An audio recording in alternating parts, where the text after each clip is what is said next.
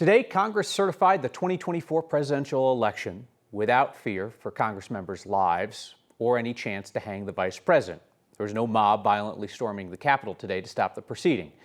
Vice President Kamala Harris presided over her own defeat, a ceremony that took less than half an hour.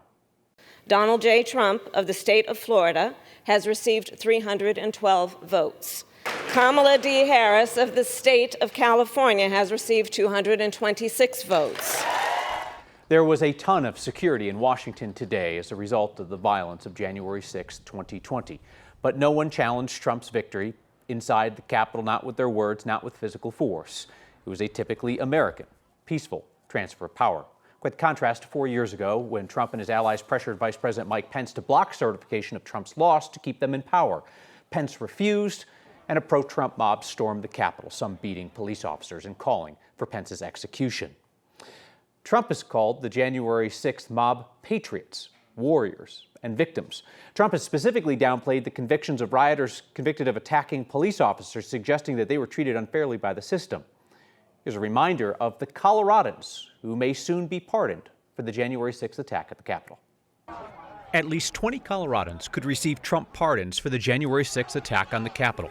Jacob Clark from Trinidad's in prison. Capitol police officer said Clark hit him with a 2x4. Patrick Montgomery from Dougco tried to disarm an officer, kicked him in the chest. Jeffrey Sable charged officers and pulled an officer downstairs into the mob. He then tried to flee to Switzerland. He's in prison now. Todd Casey is awaiting trial, accused of shoving police, telling them he would have come locked and loaded if he knew they were storming the Capitol. Robert Gieswein did come prepared. Tactical gear, armed with a bat. Video shows him spraying police with some kind of substance.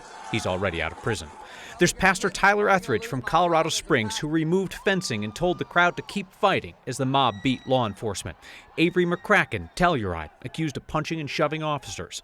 Hunter Palm, who went into former Speaker Nancy Pelosi's office shouting about killing her. She'd been moved to safety already.